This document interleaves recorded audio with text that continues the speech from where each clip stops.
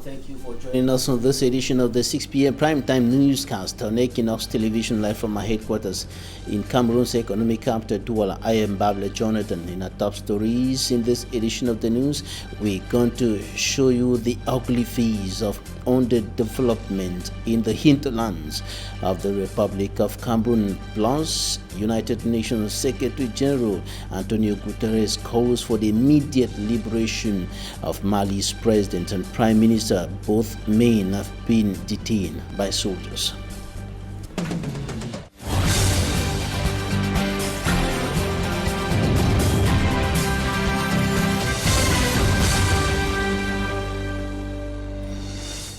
And we begin with one of our lead stories, in which we're going to show you the underdevelopmental challenges hitting several parts of the Republic of Cameroon, notably the hinterlands, but also the major cities. Inadequate supply of social amenities, as well as poor road networks, are some of the major problems that the population in the northwest and southwest regions and in other parts of the country are facing as a result of poor governance, according to some experts, analysts, critics, and observers. The government for the past decades have failed to ensure that the people's living conditions are improved. And in this newscast, we're taking you to a case in point, Biuha, in the Nyong and Kele Division, Central Region of the Republic of Cameroon, with Immaculate Fogwe.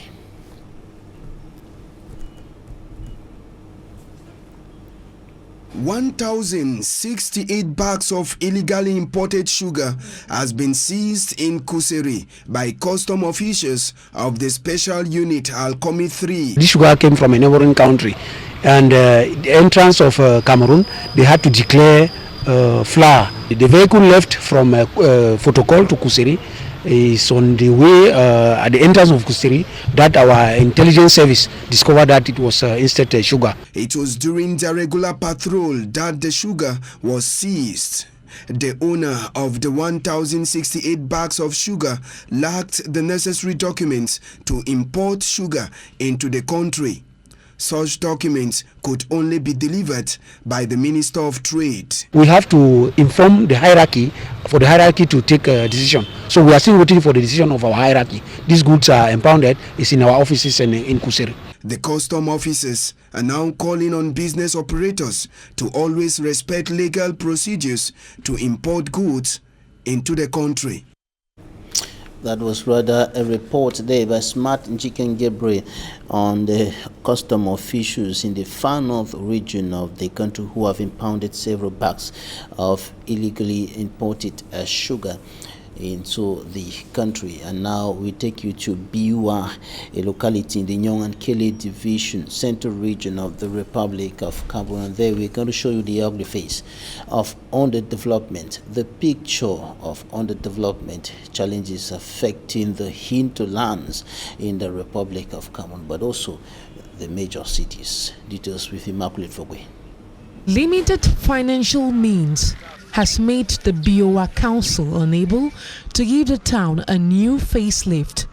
Biua is located in the Nyong and Kele Division, Central Region of Cameroon. The town is in need of roads, bridges, hospitals, electricity, potable water, and other social amenities. During the installation ceremony of the newly elected mayor of Biua and other municipal authorities, they all promised to put in their best in order to better the living conditions of the population. Nous avons mis en place un système de pilotage. My team have put in place a system that will help the council achieve most of its goals. We plan tackling the major problems, which are electricity, potable water, and bridges. Les écoles. Apart from underdevelopmental challenges, the population of Biua suffer from repeated attacks carried out by bandits during the day and at night. The outstanding efforts of some security officers to counter the activities of the men of the underworld was recognized. Paul Henry Genge, the mayor of Biowa, and his team promised to engage the spirit of living together and the quest to resolve the problems of the people as top priority.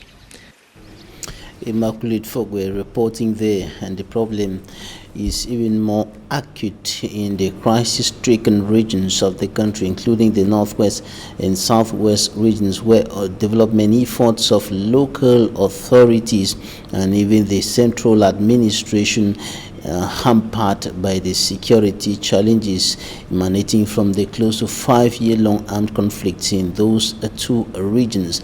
Several parts of the two regions, the northwest and southwest regions, are not accessible for persons wanting to carry on with some developmental projects. And the images you're seeing there are journalists who are being trained in the town of Douala on risk communication as far as zoonosis is concerned. We're talking about the transmission of diseases from animals to human beings and from human beings to animals, and the zoonosis program has brought together the journalists in order to enhance communication on the risk involved in the relationship between animals and human beings. Many health challenges and diseases emanate from contacts between human beings and animals, and this is why they are training the media professionals to be able to communicate well, to help the population in order to avoid or mitigate the risk of transmission of diseases from animals to human beings and from human beings to animals as well. This to enhance animal and human health in the country. Now take a listen to one of the officials who took part in that meeting, in that training, a meeting of media professionals here in Cameroon's economic capital, Douala, today. Take a listen. Reinforce and build more capacities in the domain of risk communication and community engagement around zoonosis. Because zoonosis a serious item regarding health risk, because at least or most than 75% of human illnesses or diseases are due to animal contamination. So it's our aim today is to reinforce capacity of all the actors, because we are talking of a one health system. That means we engage human health, animal health, and also environmental health, and we need all the actors involved in those different sectors to work together and to be more involved as far as communication, risk communication, and to engage our communities to also play their roles, to be informed, sensitized on how to prevent diseases and how to manage in case of emergency the situation, to limit the propagation of the disease. And as we know now, we are facing diseases like COVID. We have other diseases like salmonellosis, rabies. Yeah, those are diseases developing in our environment, so it's important for actors to be aware of those potential emergencies and be capacitated to act and to communicate and to give the good information to the population in order to have a population in good health. Right. That was Dr. Virginie Owono, one of the health professionals training journalists in a workshop here in Cameroon's economic capital, Douala, on zoonosis, the transmission of sicknesses from animals to human beings and vice versa. Now we're going to talk about regional integration within the Central African sub-region. Officials of the Central African Economic and Monetary Community are meeting here in Cameroon's economic capital in their third steering committee meeting, and they are examining the projects that are expected to enhance regional integration within the sub-region, integration between member countries of the sub-region.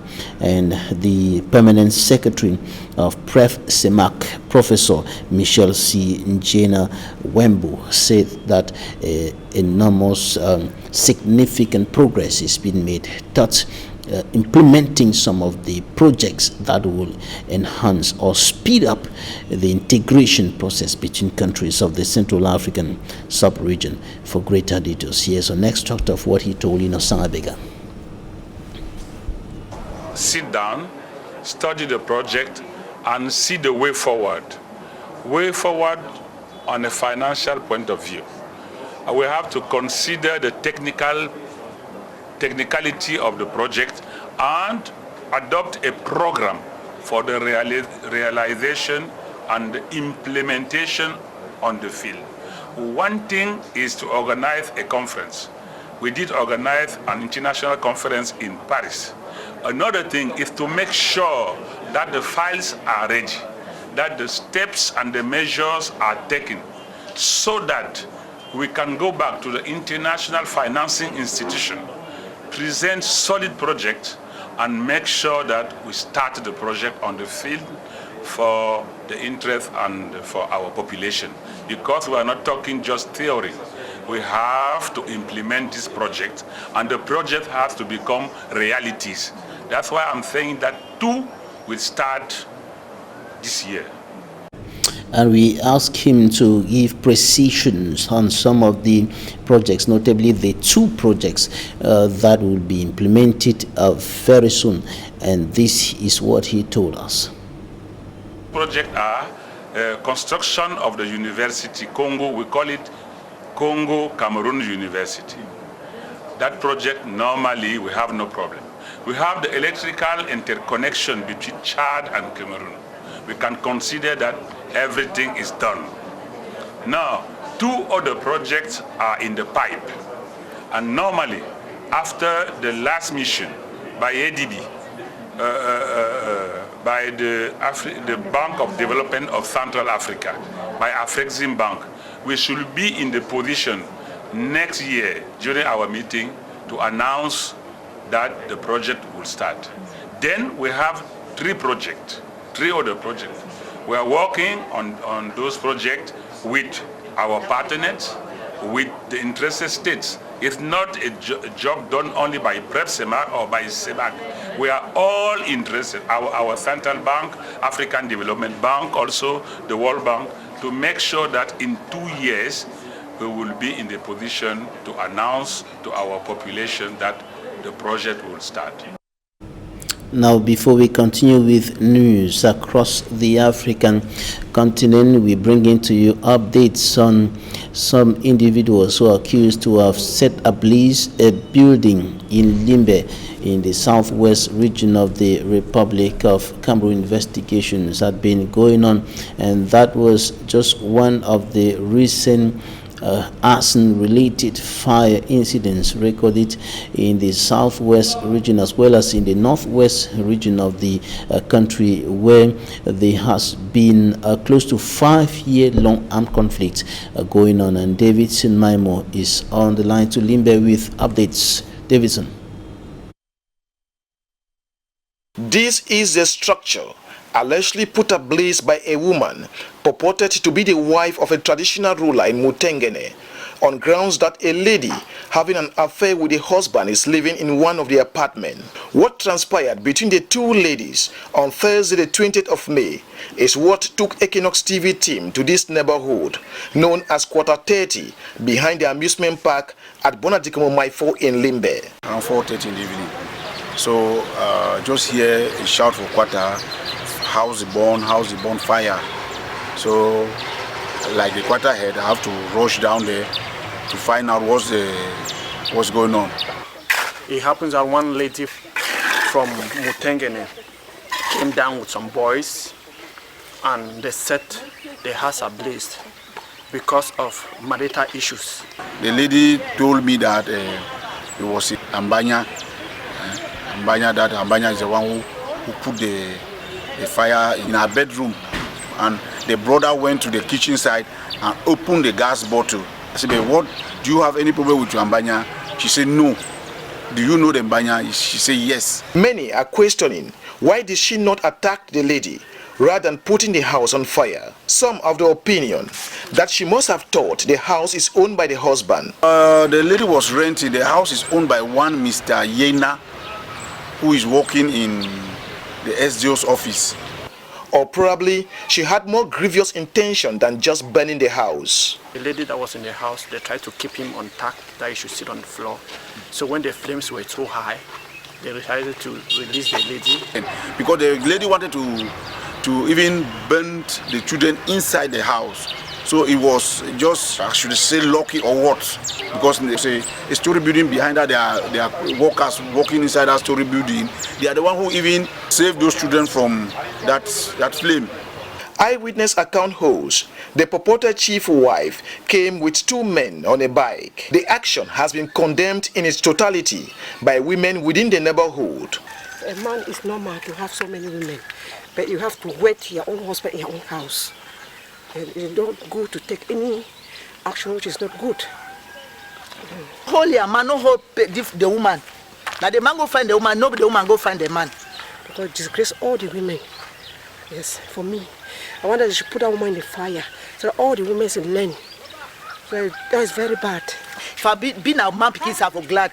I don't like for be woman because they cannot see so na disgrace. I don't shame for a chance. I don't shame.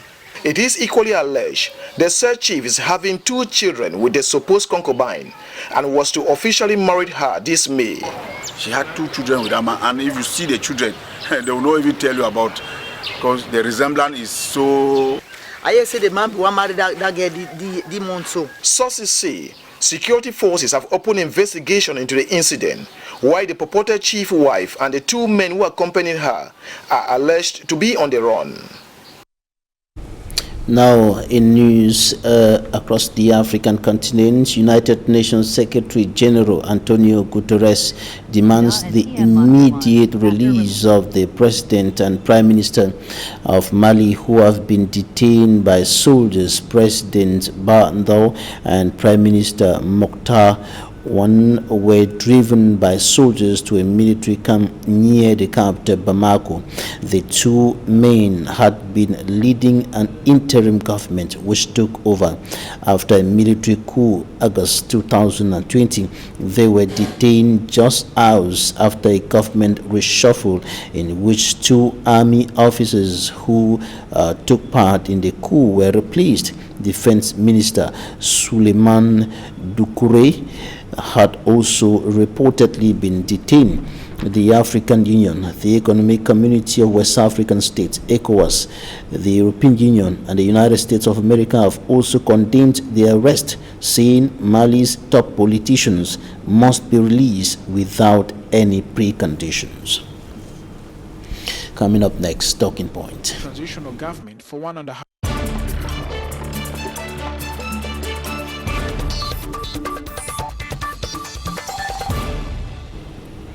Our guest today, Professor or Dr. Ndongwi Peter, CEO of Pan-African Organization for Research and Protection of Violence on Women and Children, is joining us from Accra, Ghana. You're welcome.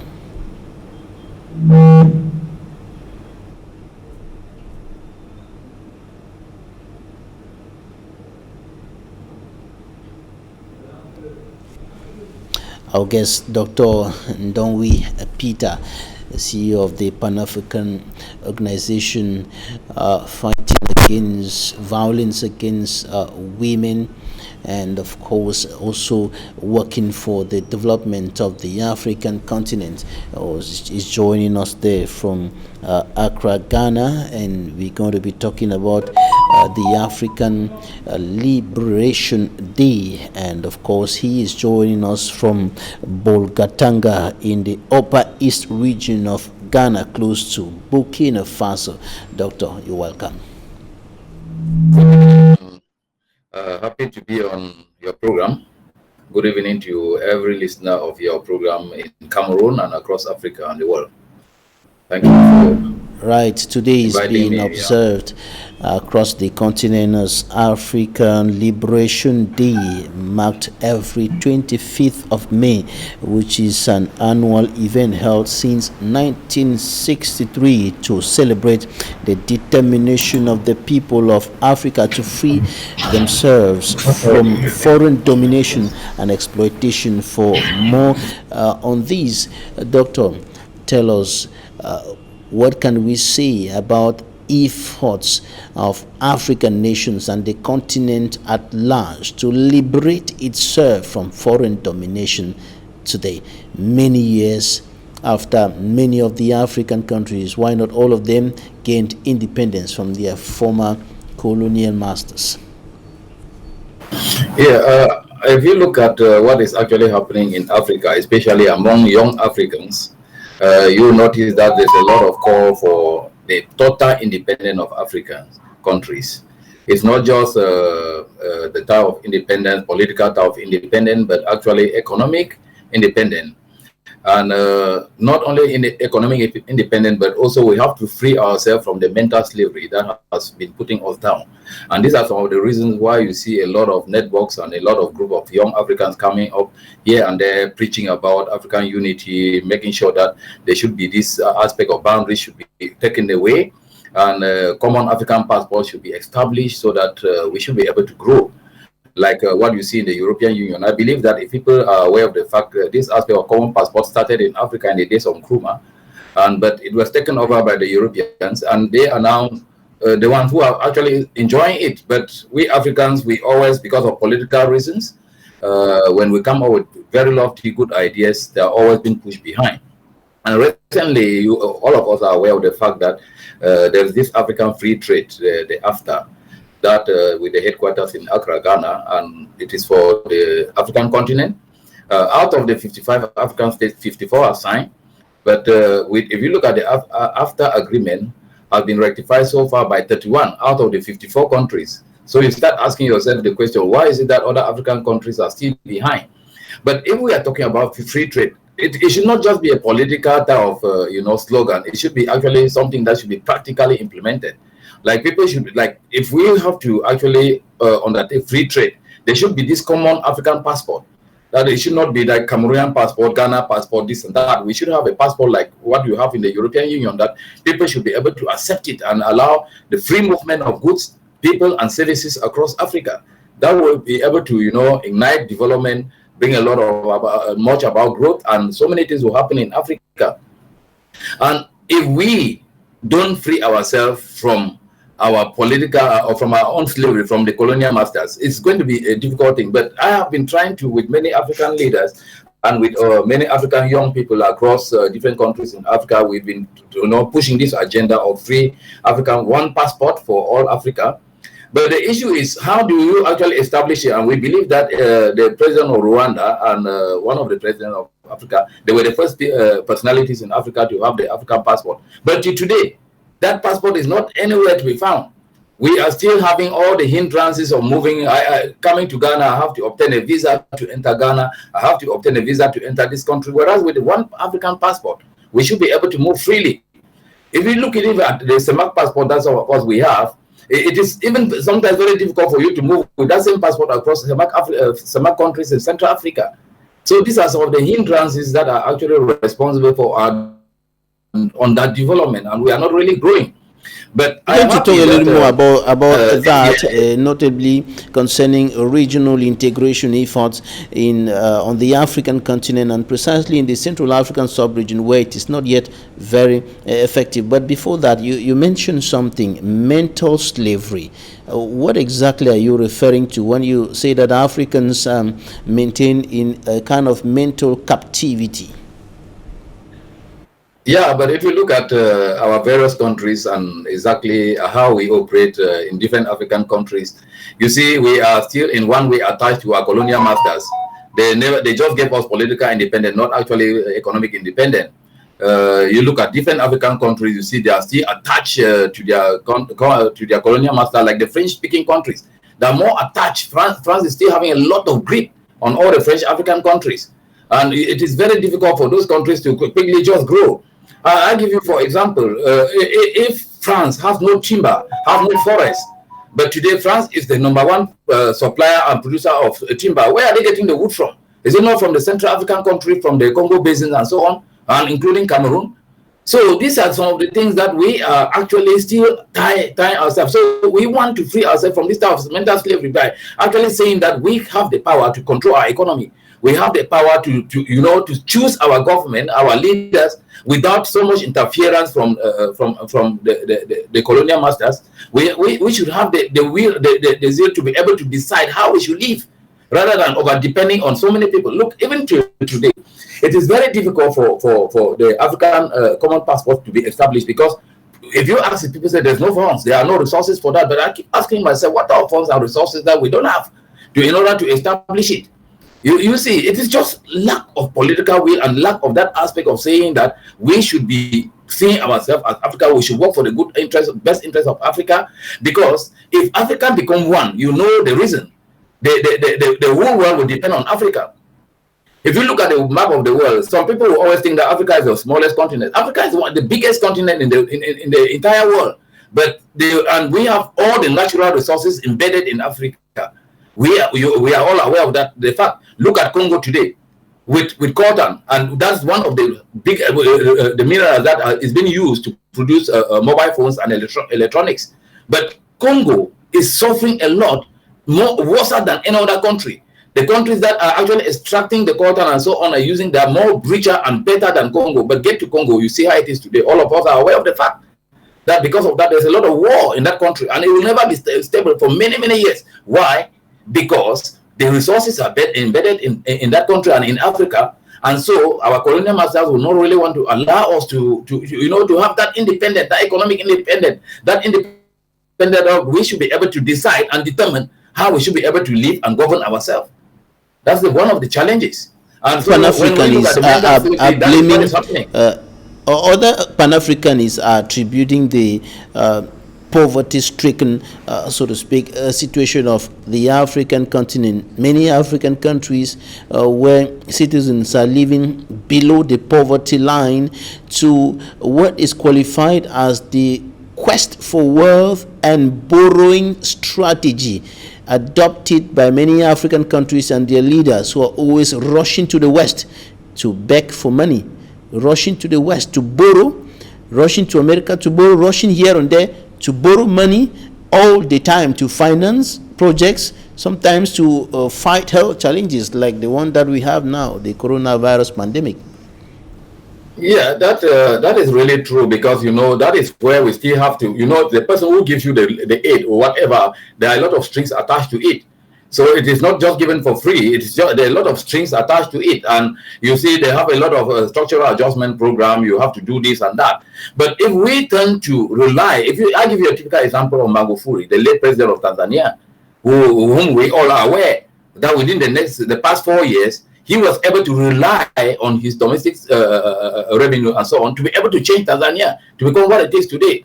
So I ask myself the question, why is it that other African countries, like, let's look at Cameroon, is rich, look at Ghana is rich, look at Nigeria is rich, but why is it that we keep on turning ourselves to borrow when we have so many minerals embedded in Africa? In our country, we have timber, but we still have schools that are under the tree. We still have schools without benches. We still have this. Why? Because we are not actually, seeing the essence of, doing what is meant for us. And because of that, our people turn to suffer. Okay, if you turn to borrow something from me, you are one thing I would always tell somebody is that if you always want people to remember you, borrow somebody that person money or whatever. And if you are not able to pay, that person will keep on remembering you, because all through his life, he will be thinking that you are coming to ask for that money. Look at the issue in Africa.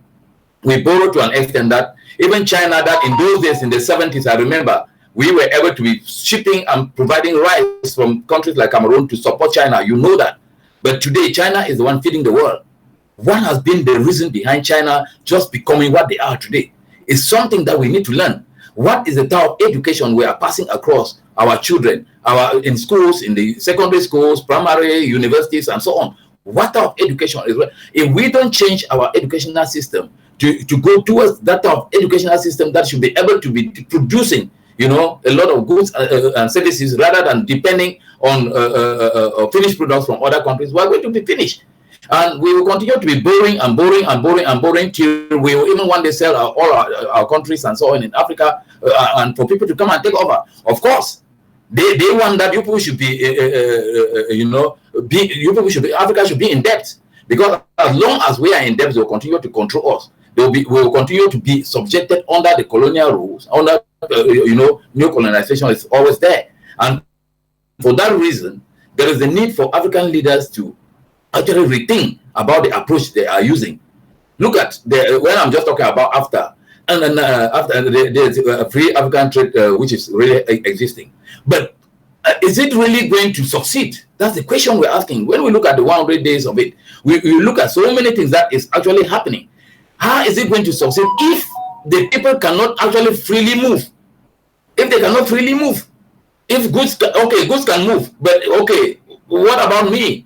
What about me going to going to South Africa to go and provide services in a company in South Africa without passing through a lot of hurdles like checks and balancing or passport control and blah, blah, blah, and so on, that restrict the movement, without you paying so much, a lot of visa fees to move here and there. So these are some of the things that we have to think the way we are, educating our people, the way we are doing in order. So our leaders need to think. They have to sit back and look at it very well. What is responsible for the struggling growth of Africa? Because we're actually struggling, and it is because we lack that interest. We don't really see ourselves to be working for the good of Africa. After all, these people, this country is being suspicious of the other one. This is actually true, because normally if you look within the French-speaking countries, you look between the French-speaking, like what was happening before the ECO.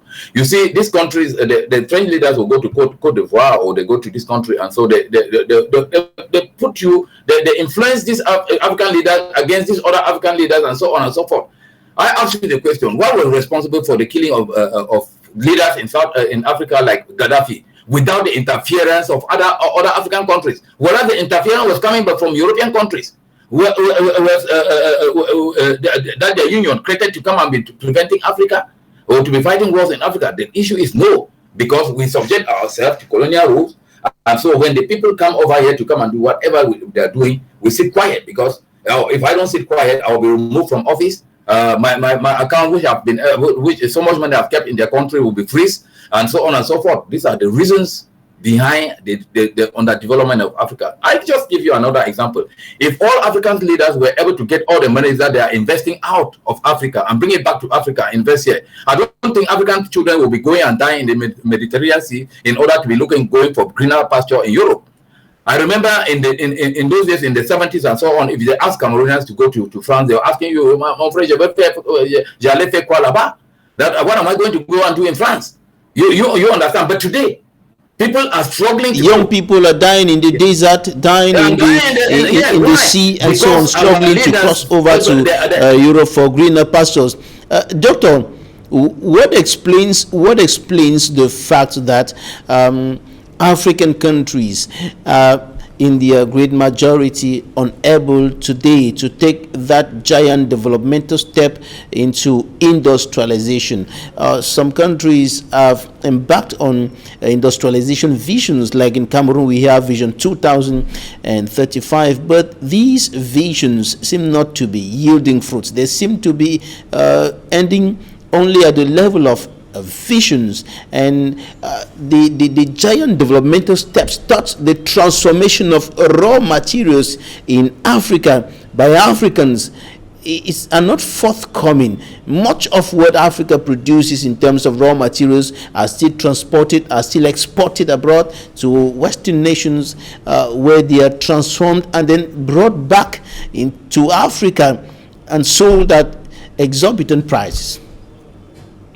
Yes, one of the reasons why we Africans countries are not really developing is that we neglect our human resources. We have a lot of human resources, you know that, Africans have a lot of human resources, but it depends on our government and so on. Take, for instance, our country, Cameroon.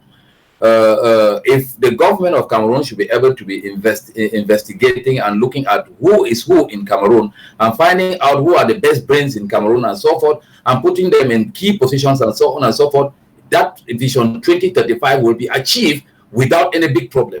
You understand? But it depends who are those managing. We are not saying that they are bad people, but we are saying that they should be able to, our leaders should be able to look at Cameroonians. Where are they? What are they doing? Who is who here? In which country are you? Can you come back to Cameroon and let us do something? Can you come back to Africa? Let us do something for Africa. But if we allow the brain drain to continuously to be going to Europe and die in the Mediterranean Sea, and as long as you know it fully well that when our brothers and sisters they go over there, very few of them would like to return. Why? Because they offer them all the amenities and so on within the society there that you see, that they don't see the reason why they have to come back. When they look at the bad roads in Cameroon and the bad roads in Ghana or the bad roads in other African countries, they say, oh, let me sit there. But the issue is that, but you must have to love your continent, because if you, the bad roads, the good roads in Europe were created by people who also went through a lot of difficulties to make it to become what it is today. So let us all come back to Africa and see exactly what we can be able to, what we should be able to do. And again, if we identify potential Africans, we are all born with different skills and so on. You understand? It shouldn't be for many years. You see, you look at African government, African leaders. You see leaders. You see our brothers and sisters who are occupying positions in management in other places for 1,000 donkey years, and some of them, if you ask them what is the innovation that they are actually bringing, you don't see. You don't see. But if they should be able to research and then get to know so many of our brothers and sisters, Africans who are here, Cameroonians who are there, who are in this country, and they bring them back into the country and charge them with different tasks and so on and so forth, they will be able to deliver. And let me give you another typical example. If, for instance, we know that most African leaders, they have a lot of investment out of Africa. We know that very well. That is true. And if this investment should be, taken back into Africa, take for instance, let's just give an example that in our country, in Cameroon, our leaders, those people, those that have a lot of investment out of the country, they should be able to bring back their investment and pump it into Cameroon. That will create a lot of employment. That the economic crisis will certainly go away. We will have good roads, and we will have this and that. And how can they be able to invest it? Let the government call a meeting with them and tell them that, look, please, the country is suffering. Bring this money, bring this, and I will tell you, go and invest in the Northwest, go and invest in the Southwest, go and invest here, and then it will be tax-free for a period of time. And within that period, employ Cameroonians, change mindsets, and be able to do something. We will be able to achieve that agenda 2035, even within by 2026 or 2028. But is that possible? Because that should be done to speed up regional integration in Africa, especially in the Central African sub-region, where it seems not to be working. In West Africa, regional integration is working to a greater extent, but in Central Africa, the countries are still lagging behind in terms of facilitating movement between citizens of the countries of the sub-region. Yeah, if you look at West Africa, if you're traveling to Ghana, to Cote d'Ivoire, Burkina, and so on, with these countries that I go through, you see, if you have the ECOWAS passport, it's easier to move, even without a passport. You have an ID card for some of the countries, like Ghanaians who travel freely to Burkina, to Cote d'Ivoire, to Togo, and so on, and Nigeria. But it will be difficult for sometimes within Central Africa, for us to, even with a thermal passport, to even move. It's difficult. But these are some of the challenges that if they don't uplift, they don't remove, they don't uproot all the barriers that are responsible for the movement of goods and services, there's not going to be possibility of people of any eventual growth to happen in Africa. What are services? You are able to that you are well qualified. You have a consultancy services somewhere in another African country. You should be able to go there freely and enter there and implement and provide the services and be able to come back to your country. And people are able to stay in this country and successfully go and work in that country and come back without having a lot of hurdles and so on. Normally, a lot of restrictions, if they are in place, it is always difficult for growth to take place. You know that fully well. But if we start looking at how do we grow Africa and start removing these restrictions and so on, that's what we are expecting AFTA to be able to achieve. But if AFTA cannot achieve it, I don't really understand, because it is a lot of slogans and you see things are not really working and so on. But you also have to be very careful. Where is AFTA getting its money to be able to finance its being in place? Is it coming from developed countries? Is it coming from the World Bank? Is it coming from Africans contributing it? So where the money comes from, there are a lot of strings attached. And once strings are attached, you're supposed to dance according to the tune of whoever is giving you the money. So will they be able to allow AFTA or that or other African countries to be able to implement the aspect of having the free passport? What has been the reason behind for many years now that the free passport was launched? We have the president of Rwanda who had it and other presidents, and they presented it on television. We always saw it. But today, you and I, we are unable to have that passport. But I'm still moving up and down with my Cameroon passport. I'm not saying that I should not move my Cameroon passport, but I think that if we have that movement of services and having a common paper that when you present it, you should be able to pass. It's easier and faster. Do you know that even in African, Europeans will have the passage to go through into your country far more better than even Africans themselves into other African countries? It's a shame. It's a shame. But we're going to round up with some issues concerning Cameroon. You're one of the organizers of the Ghana Peace Conference intended to contribute to the resolution of the problems, the security challenges in the northwest and southwest regions of Cameroon. How far have you gone with that meeting, with the organization of that meeting, which is expected to bring some contribution to efforts to restore peace and normalcy in the northwest and southwest regions? Normally, the first initiative is for our brothers and sisters, for us to come and meet and talk. So we have been able to, talk with all the with the different stakeholders and, involved in the crisis. And we believe that, if victims, because all of us are victims, if victims are able to come and sit and talk, they will be able to look for a way out of this thing. They will be able to, discuss positions and perspectives of various groupings and look at how can we move from here, and then we identify further steps to work towards mutual approaches. And then from there, we should be able to establish a representative group of people to officially represent and pilot the accepted approaches at various levels of the initiative. How far we've gone is that we have been able to go through all the different steps, and we have talked with the different people. I have been in Cameroon some time back last month. I have been going around holding meetings with different stakeholders, and we've even carried out the training of some of our stakeholders with whom we are going to work together in Ghana. At the level now, when I return to Ghana, we have been able to now finalize our proposals. We are now at the level of fundraising. Because normally to bring people to Ghana, we need to pay for their flight, we need to transport them, we need to lodge them, we need to take put in place a lot of logistics to ensure that the conference should move well. And our greatest interest is for peace to return to our country. Once there is peace, people should be able, then a lot of things will be able to happen. Once there is peace, justice will flourish. That one is very clear. In all African countries, if you don't have that atmosphere to be able to sit down and talk, it is difficult for you to even talk about justice. It is very difficult. So even if we look at it, and that is why the United Nations Secretary General Antonio Guterres is calling for the immediate liberation of the presidents of the president of Mali and the prime minister of that country, who are being held by soldiers. They have been leading a transitional government, and of course there are calls coming from everywhere, from the African Union, from the EU, from the United States of America, for peace and the law to be respected in that country. Dr.